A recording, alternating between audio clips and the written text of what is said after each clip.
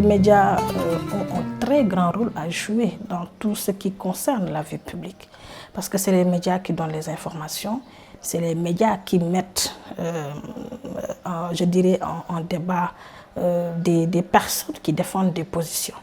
Mais je viens de dire tout à l'heure que lorsque nous parlons d'égalité de genre, lorsque nous parlons d'égalité entre hommes et femmes, cela vient interroger des règles sociales. Cela vient interroger donc une construction sociale déjà établie. Ce qui veut dire que cette construction sociale ne laisse aucune partie de la vie publique. Les médias en font partie.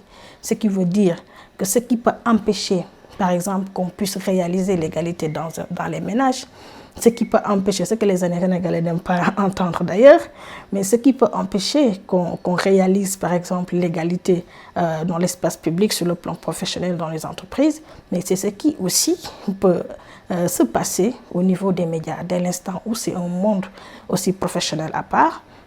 Il y a des défis internes aussi par rapport aux médias, et ces défis internes-là ont des conséquences externes, et ces conséquences externes, nous les vivons chaque jour.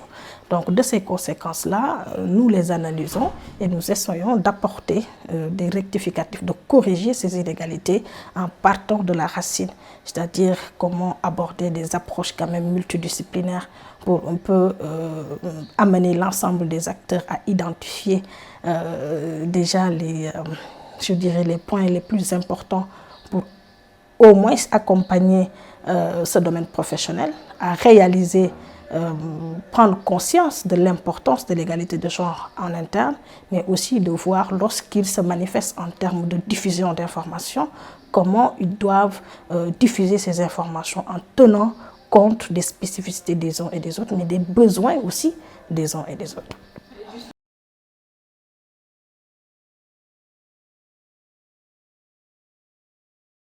Alors, je pense que par rapport au traitement de l'information, il y a eu, je dirais, un léger avancement. Parce qu'aujourd'hui, il y a des desks dans les médias qui traitent vraiment de ces questions. Peut-être qu'il y a des organes de presse qui prennent un peu, beaucoup plus au sérieux cette question d'intégration du genre. Ça, c'est une réalité, il faut le noter. Mais il faut aussi comprendre que le milieu des médias fait partie de ces milieux encore très prématurés en termes d'intégration du genre. Et ça, il faut regarder ce qui se passe dans les médias en ligne, à la radio, à la télé même, pour comprendre qu'ils ont des défis à l'interne par rapport à l'éducation sur le genre, l'éducation sur les droits des femmes, l'éducation sur les droits humains, sur l'égalité. Et cela interpelle pas seulement les professionnels des médias, mais aussi les femmes en tant que telles, les organisations de femmes que nous sommes. Et vous avez parfaitement raison. Regardez aujourd'hui comment on diffuse les informations concernant les femmes. Je prends l'exemple des violences sexuelles. Aujourd'hui, s'il y a une vérité irréprochable, s'il y a une vérité quand même qui est partagée par tous, c'est que la façon dont les médias traitent les questions de violence, mais c'est même une violence en tant que telle contre les femmes. Parce qu'on peut toujours appeler la victime, mais des fois le nom qu'il faut pour dénommer l'auteur, des fois c'est pas les noms exacts comme son petit ami et tout, lorsqu'il s'agit par exemple d'un crime passionnel. Ce qui veut dire que nous sommes conscientes, nous avons réalisé en tant qu'organisation de femmes, en tant que féministes, qu'il y a un travail à faire, un travail de collaboration, d'accompagnement, de formation et de capacitation pour les médias. Ça, c'est important. C'est pourquoi moi, je suis beaucoup plus pour une dynamique collaborative, une dynamique participative. Parce que forcément, des fois, peut-être qu'il n'y a pas je dirais un peu les besoins techniques au niveau de ces médias-là pour prendre en charge cette question de sensibilité par rapport aux concepts tels que par exemple l'égalité des sexes ou autres. Mais il faut savoir aussi, comme je l'ai dit tout à l'heure, il s'agit d'un milieu encore fortement stéréotypé. C'est un milieu où le patriarcat aussi est à l'aise si je peux m'exprimer ainsi. Hein. Et moi, j'ai toujours l'habitude de dire, c'est au Sénégal que je vois des archives d'hommes politiques qui datent de 1961, de 1962. Mais il nous est vraiment très difficile, nous, de voir des archives de femmes politiques. Et pourtant, on en a besoin. C'est tellement important pour la jeune génération. C'est tellement important pour les femmes en termes de représentation, de voir, de visualiser des discours de femmes, Caroline Faye et autres, des discours de femmes en 1961, pour montrer, et pour moi je suis persuadée que, que ce que nous avons comme énergie, peut-être qu'elles en avaient plus. Parce que si elles ont participé quand même à la lutte pour l'indépendance, c'est parce que quand même elles ont été là lorsque les Sénégalais portaient les pancartes. Et ça, c'est des choses qui sont extrêmement importantes. Donc nous sommes en train de relayer, les médias relaient le leadership des hommes. Mais ils ne relaient pas le leadership des femmes. Sous cet angle-là, en tout cas. Et pour moi, c'est un grand défi. Donc le milieu des médias, aujourd'hui, c'est un milieu nouveau. C'est un milieu où il faut une grande concentration d'énergie, d'action, pour les amener quand même à voir un peu comment ils doivent aborder les sujets par rapport à cela.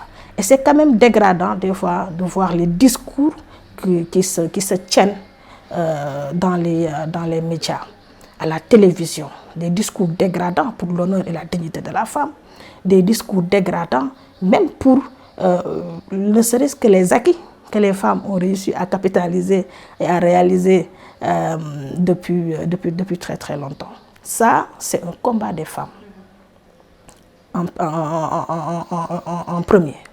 C'est un combat des femmes parce que nous comprenons peut-être cela mieux que les autres. C'est un combat des femmes. Maintenant, on a fait notre combat, on le porte et on le fait porter aux autres. Et ça, c'est un challenge. Je suis persuadée que les femmes sénégalaises peuvent aller au-delà de ça.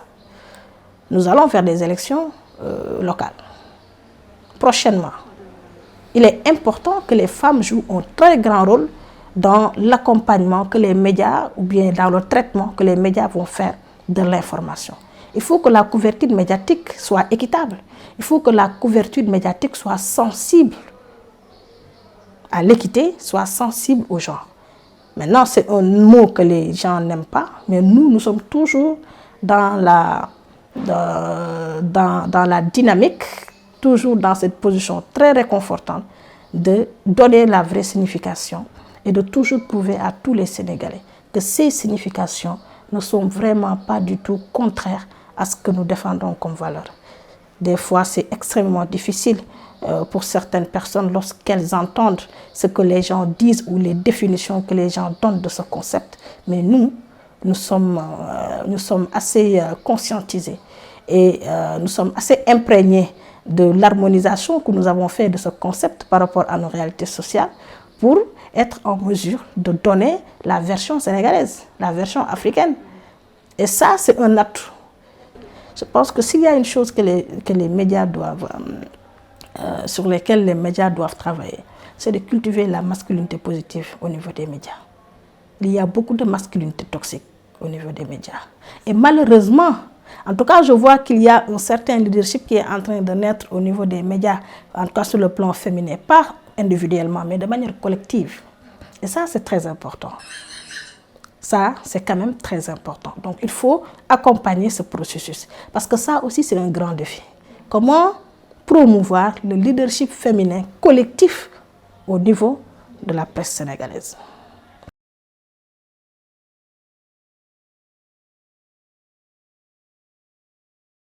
Je vous ai dit que la masculinité toxique est très présente au sein des médias. Déjà, ça, c'est un frein. C'est un frein. Parce que vous allez voir une émission où il n'y a que des hommes qui peuvent avoir la liberté de traiter des sujets qui concernent des femmes et d'en prendre position, sans pour autant même être, avoir au moins une certaine retenue par rapport à certains sujets. Ça, c'est un problème. Ça, c'est d'abord un obstacle. Le deuxième obstacle est relatif à la structuration sociale. la structuration sociale. Regardez ce qui se passe actuellement dans les médias.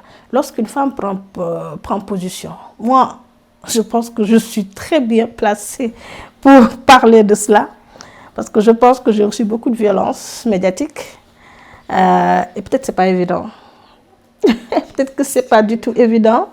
C'est pas tout le monde qui peut recevoir une telle violence, l'encaisser et se requinquer, être encore beaucoup plus solide, beaucoup plus prête à se battre pour les droits des femmes.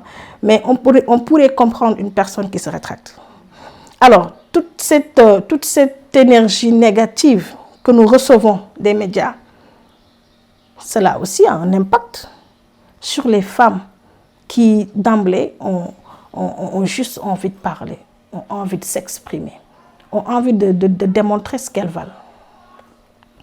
Ça, c'est important. Donc, voilà deux obstacles. Donc, peut-être le troisième, c'est un peu comme notre société structurée.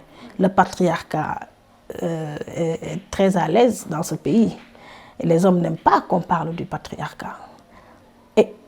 Mais le seul problème, c'est que les hommes ne vont pas nous demander, mais écoutez, c'est quoi même le patriarcat? Alors qu'il y a des hommes qui ne vivent pas comme l'indique ou comme, je dirais, comme l'exige le patriarcat, en tout cas qui sont moins exigeants, mais qui ne se donnent pas la peine de découvrir un peu ce que les femmes, ce que les féministes disent quand elles parlent de démanteler le patriarcat. Ils considèrent que c'est des mots assez lourds, mais nous, ce n'est pas lourd pour nous. Nous les portons, nous les supportons, ce n'est pas un fardeau. Et nous sommes en train aussi de travailler un peu, parce que nous avons reçu un héritage de nos pionnières en tant que féministes. Et cela, nous ne voulons pas la perdre, et nous voulons toujours montrer à nos pionnières qu'il s'agit d'une continuité et qu'il y a de nouveaux défis qui sont là, d'autres qui se faufilent à l'horizon, et que nous sommes assez outillés. Peut-être que ce qu'elles n'osaient pas défendre il y a quelques années, il y a 50 ans, nous aujourd'hui on est à l'aise pour défendre cela. Je donne l'exemple des droits sexuels des femmes. Les hommes n'aiment pas qu'on parle des droits sexuels des femmes, et pourtant c'est pas un problème quand on parle des droits sexuels des hommes dans cette société. Alors, est-ce que nous allons nous figer à parler des droits sexuels des hommes et des devoirs sexuels des femmes? Nous, en tant que féministes, nous portons l'égalité en termes de droits sexuels. Donc, nous abordons ces deux aspects-là de manière égalitaire, de manière très équitable. Et nous amenons les gens à comprendre effectivement ce que nous voulons dire par là. En tout cas, pour dire par rapport aux médias qu'il y a un grand travail à faire. Et les femmes des médias jouent un rôle très important dans cela. C'est pourquoi moi je me dis qu'en tant que féministe, en tant que femme, nous devons vivre tellement dans une idéologie de sororité, dans une idéologie de solidarité féminine et féministe, que nous devons plus focaliser nos énergies, focaliser en tout cas nos forces autour d'une grande dynamique nationale féministe. Et les femmes de la presse doivent comprendre qu'elles ont des défis qu'elles doivent relever à l'interne, et nous sommes prêtes à les accompagner parce que c'est notre mission aussi et notre responsabilité, mais qu'il y a des défis aussi à l'externe parce que par rapport à la diffusion même de ces informations-là, il est important que nous puissions nous aussi partager avec elles des idées et des expériences. Ce qui veut dire qu'il sera plus facile pour les femmes d'engager des actions communes pour beaucoup de problématiques. L'autorité parentale, les mutilations génitales féminines, les violences sexuelles, l'accès au foncier, les droits économiques. Voilà autant de défis qui nous interpellent aujourd'hui.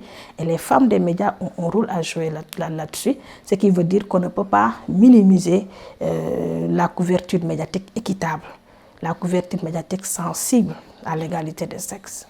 Pas du tout.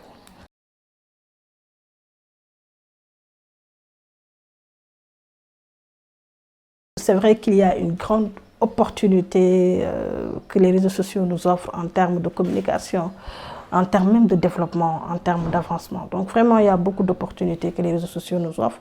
Et je pense que les réseaux sociaux peuvent contribuer à faire avancer les droits des femmes. Parce que c'est une communication directe, une communication quand même qui peut payer positivement lorsque les femmes l'utilisent pour faire passer des messages. Les femmes l'utilisent pour éduquer aussi. Parce que les réseaux sociaux aussi, c'est pour éduquer. Et des fois, il faut aller vers l'approche des réseaux sociaux, vers comment les réseaux sociaux se manifestent et tout, pour passer aussi par ces canaux, pour vraiment faire passer des messages, pour éduquer. C'est important. Il y a également un autre, je pense que c'est toujours dans le cadre de notre thématique, il y a un autre côté extrêmement violent, toxique, hein, des réseaux sociaux. Je pense que c'est pas comme moi, beaucoup d'autres femmes ont été victimes de tout ce qu'il y a comme lynchage sur les réseaux sociaux. Et bien que cela n'a rien enlevé à notre activisme et à notre détermination, mais ce qu'il faut savoir, c'est que aujourd'hui, les réseaux sociaux sont utilisés même comme des moyens de chantage. Et les violences sexuelles se manifestent, les violences sexuelles contre les femmes se manifestent aujourd'hui de façon virtuelle.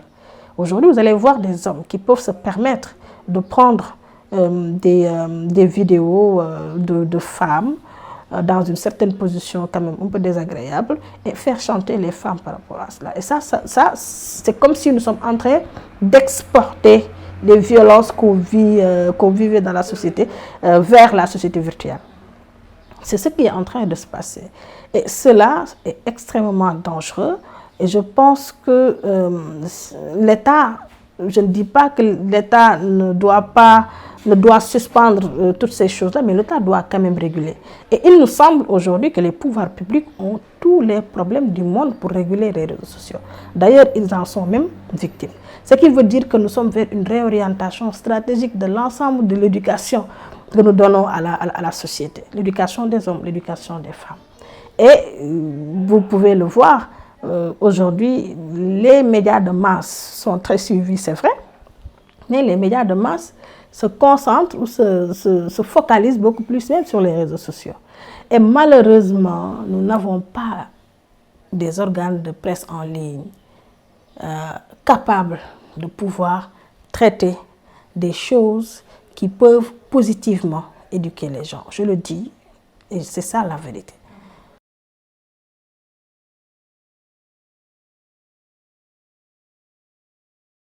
Ce serait d'abord que les médias prennent la responsabilité de traiter des sujets importants qui font réfléchir les gens sur le pourquoi il est important de penser sensibilité, égalité des sexes, pourquoi il est important de maîtriser ce que nous disons et de l'harmoniser ou bien d'intégrer cette dimension égalité de sexe dans cela, mais aussi cette dimension charge mentale, cette dimension psychologique. C'est-à-dire c'est comme une empathie. Comment le personnel des médias peut aujourd'hui, dans son discours, dans ce qu'il donne comme information, puisse le traiter en prenant en compte les sensibilités, les besoins et les défis des personnes qui sont citées dans cette information. Ça, c'est important. C'est ça une sensibilité, genre. Savoir qu'il y a des personnes peut-être qui sont nommées, citées dans cette information, ou bien des personnes qui sont concernées par cette information, mais c'est qui les identifier, savoir déjà quelle est leur catégorie sociale, quels sont leurs besoins. C'est-à-dire, au-delà de cette information en tant que telle, il y a quelque chose qui est derrière. Et ça, c'est une question de sensibilité. Donc, le professionnel des médias doit être en mesure, lorsqu'il traite ces informations, de prendre en compte ces choses-là. Cela crée une réception positive chez la personne qui reçoit le message. Et vous allez voir que la perception maintenant va changer. Et ce que cela aura comme résultat, c'est d'arriver à poser le débat sur certaines questions encore considérées comme des questions tabous, sensibles dans la société. C'est ça, une sensibilité, genre, dans le traitement des informations. En tout cas, pour moi, ça, c'est une forte recommandation. Mais aussi encourager les femmes des médias qui commencent à vraiment se manifester, à se positionner et valoriser ce qu'elles sont dans les médias pour un peu être toujours sur la trace de leurs anciennes, telles que comme Diatou Cissé, telles que Mme Eugénie Aw, qui a contribué à nos formations. Moi, c'est une femme qui m'a beaucoup accompagnée dans le cadre du geste. Il y a Diatou Cissé qui aujourd'hui est une figure très respectable dans le monde des médias, Tata Annette Meïderneville, qui est une figure emblématique, incontournable du monde des médias, première femme journaliste au Sénégal. Donc voilà des références qui ont marqué le milieu des médias, de la presse sénégalaise. Et donc je les encourage par rapport à cela, mais aussi inviter les femmes des médias, inviter aussi les organisations féministes, les organisations de femmes à penser, travailler autour d'actions communes pour l'intérêt de toute la population, pour l'intérêt des femmes également. Je pense que nous en avons besoin. Et pour ces élections locales prochaines, il est important qu'il puisse y avoir des actions très fortes, des actions soutenues, coordonnées, des actions qui ont une approche vraiment multidisciplinaire, qui ont beaucoup de profils, qui mettent des organisations, des femmes qui ont tous les profils qu'il faut à comprendre qu'il est important. Je parle du monde de la culture. Les femmes de la culture jouent un rôle très important. Qu'elles puissent se mettre ensemble et chacune dans son domaine d'expertise porter un plaidoyer fort en faveur de l'avancement des droits des femmes et des filles au Sénégal.